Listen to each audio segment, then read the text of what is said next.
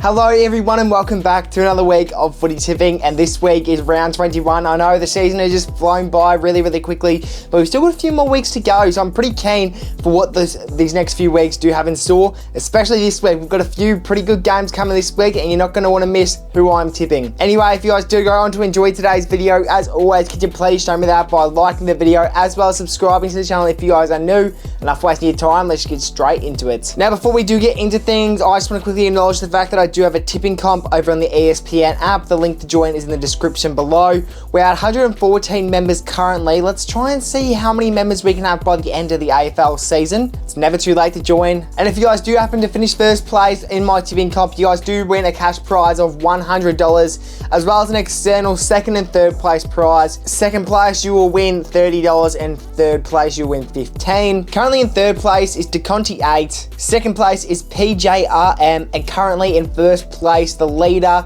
who is currently in the run to win $100, is Ash Pies. Now, I did score an 8 out of 9 last week in tips, so I'm pretty happy with myself. Very close to making a perfect round. Now, the first and only tip that I did get incorrect last week was the Brisbane Lions. I tipped them to defeat the Gold Coast Suns, and I understand that it was at People's First Stadium, but I just thought the Lions, I just thought they were a way better team than obviously what they showed. Obviously a huge rivalry. I thought it was going to be a close game, and in the end, the Suns really just blew them out. Yeah, well, it's certainly not one of their best performances that we've seen, and it's honestly worrying as they are heading into this year's final series with a few losses under their belt. But anyway, enough wasting your time. Let's just get into this week of tipping. Now, to kick off the round on the Thursday at 7:30 p.m, we head over to Marvel Stadium between the Western Bulldogs and the GWS Giants. Two very informed sides, similarly skilled, and both teams honestly still fighting for the 8. Neither of them have locked in that final spot. I mean, the Dogs are currently sitting out in 9th place, so you still don't know whether or not they are good enough to make the 8. They really do struggle to beat teams in the top 8, and I believe the Giants are the only top 8 team that the Bulldogs have successfully been able to defeat all season. So that's why this one is actually going to be quite a close one. And as for the Giants, they sit at 6th place on the ladder, so they still haven't locked in that spot for finals, and there's still a few more weeks to go. Pretty much anyone in the top 8 has guaranteed themselves a top 9 spot. And at this point in time, it could honestly be between the Bulldogs, the Giants, Fremantle, and maybe even Hawthorn for that matter, that could still unfortunately miss out on the top 8. And after the Bulldogs are barely sweeping in there in 2024, they would really like to finish higher in this season's ladder. I still think they are a chance, and they are going to go into this game as favourites, but I simply only think because it's their home game. I think if it was at MG Stadium, the Giants would be favourites, and honestly by a lot more. Both teams are coming off wins, and the Western Bulldogs are going to be really happy with themselves after defeating the Essendon Bombers by 93 points. As for the Giants, defeating the Swans by 44 points in the Battle of the Bridge, that is huge. Norden ended up kicking 7 goals last week, and as for Sam Darcy, he kicked himself 6. Bontempelli put on an absolute show, and Liberatore, he had a good start to the game. I think he had 24 touches at halftime, or roughly around that, and then they subbed him out. I would assume it's for an injury, but I hope it's not anything too serious, because the Dogs are definitely going to need him going into this week. I think these two teams are very similarly skilled, which is why it is hard to tip, but I think I will tip the Western Bulldogs. It's a must win for them. They're really trying to find that top 8 spot. I think the Dogs will win this week's game by 12 points. Now moving on to the Friday at the Adelaide Oval at 7:40 p.m, we have the Hawthorn Hawks travelling up to defence the Adelaide Crows. Well, I won't lie, I actually did turn off the showdown for one of the first times ever last week. It ended up being a pretty average game of footy at half-time, and obviously it was bucketing down rain as well. But I just didn't really see a world where Port Adelaide would end up getting up, and I just felt like obviously the Adelaide Crows were a much more dominant team throughout the whole day. And then I woke up the next morning, checked the scores, because I actually fell asleep about halfway through the 4th quarter, checked the scores, and Adelaide nearly won the game by 100 points. So I actually don't know anything about what happened in that second half of footy, but the Crows nearly won the game by 100 points, so that is insane.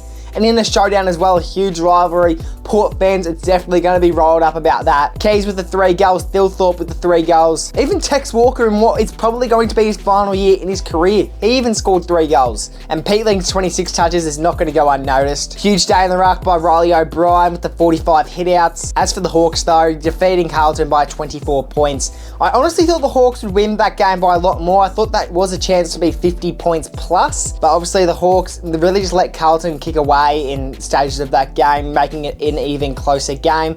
Honestly, should have been a bit more of a blowout than what it ended up being. Doherty in his final game, the Blues sort of wanted to step up for him. But yeah, I think we have certainly seen the Hawks play some better footy, and honestly, even though they did get up last week, they're certainly going to be wanting to go out there and win this game, and honestly just make it a bit more of a percentage booster. Not that they really need much of a percentage, but they would honestly really like it after a close game last week. Gunston kicked 3, Coach of the Year kicked 2, as well as a Mark of the Year contender.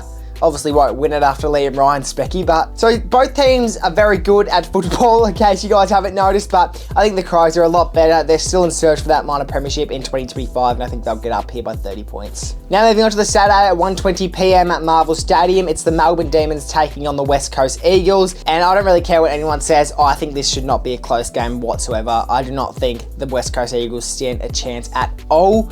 And honestly, the Melbourne Demons will get up here by around 40 points plus. And that is a huge call by me. I just think, obviously, the D's, they're going to be fuming after last week's loss. 46 points up at three-quarter time against the St Kilda Saints. They're not going to let them drop another game this week. As for the Eagles, they've only got one win to their belt in 2025. Although, as I mentioned before, Liam Ryan, he's got a Goal of the Year contender as well as a Mark of the Year contender to his name. He could win both in 1 year. Max Gawn, one of the best ruckwins in the league. Clayton Oliver and Petrarca, they're really strong in that midfield. Look, their backline certainly let them down last week, Melbourne, but I just don't think it really matters against West Coast. They should be able to constantly win it out the middle, get it up forward, and I think their forwards are good enough with Pickett. Melksham, he tends to put on a bit of a show as well. I think the D's, yeah, obviously will get up here. I'm not going to go 40 points, I'll go 35. Speaking of smashings, we move over to the People's First Stadium at 4:10 p.m. between the Gold Coast Suns and the Richmond Tigers, and I'm not even going to give much of an explanation because, to be honest, I don't think much of an explanation is needed.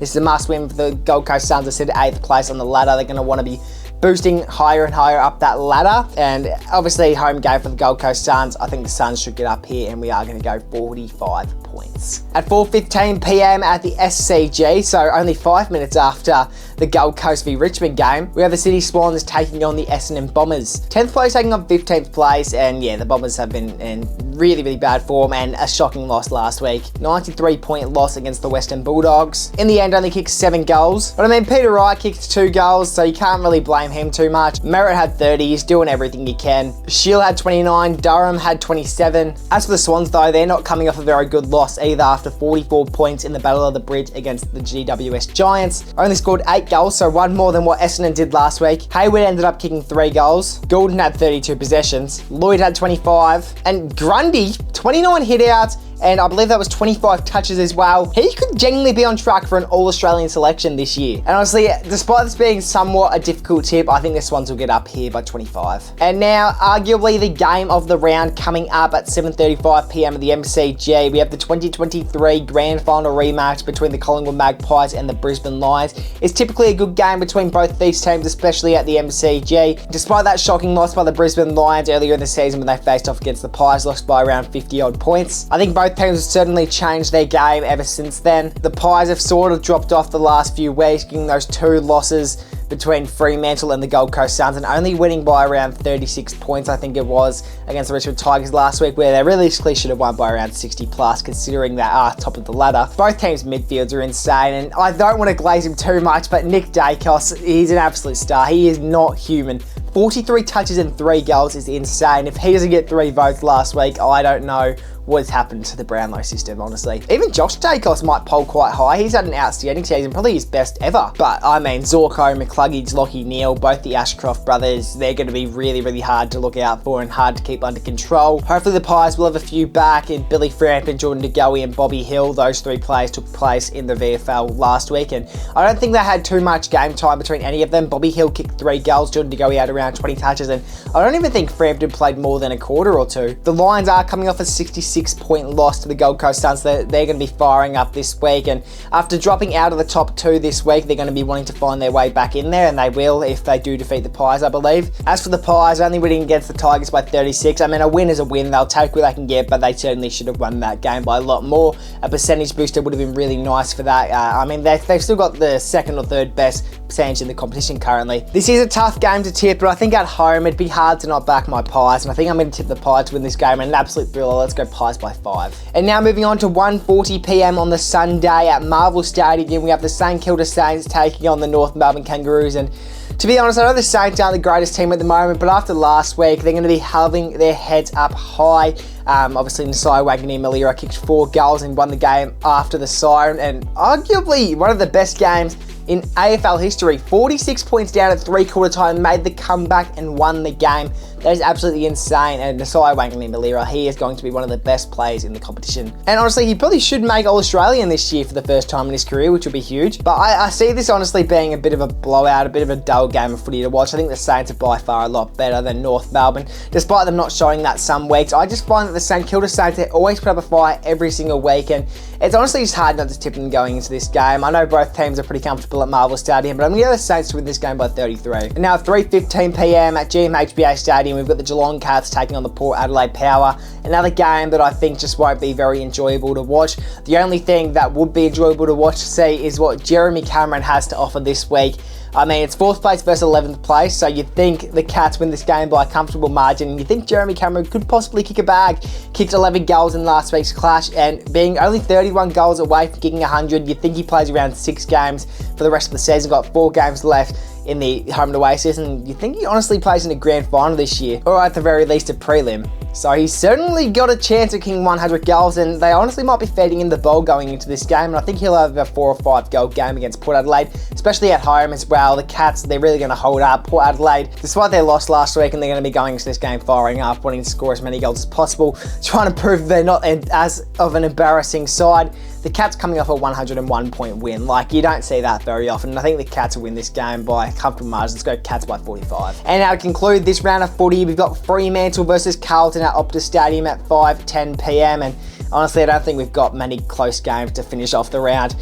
The Sunday games are going to be pretty dull. I think Fremantle will win this game pretty comfortably. I mean, Carlton, they held up well against Hawthorn last week, only losing the game by 24 points. And obviously they'll be without Doherty this week, as he did play his final game of his career last week. But Fremantle with Sarong and Brayshaw, Amos, Tracy, Voss as well in the forward line, obviously. Murphy Reid, he has the on and off games. Frederick, I think, kicked 3 or 4 last week, so that's pretty impressive. There's very little positives I can say about Carlton. Obviously, Paddy Cripps, we've seen better seasons for him. I mean, coming for Brownlow medal, and now this year he's honestly not providing as much as what the Blues are hoping for. Charlie Curnow, it's definitely not been one of his more accurate seasons, and I think Fremantle should get the job done here. And to finish off the round, Fremantle will win the game by 24 points. And that will wrap up this week of footy tipping. I hope you all did enjoy, and if you did, as always, could you please show me that by liking the video as well as subscribing to the channel if you guys are new, and I'll see you all in the next bit of content that I post here on the channel.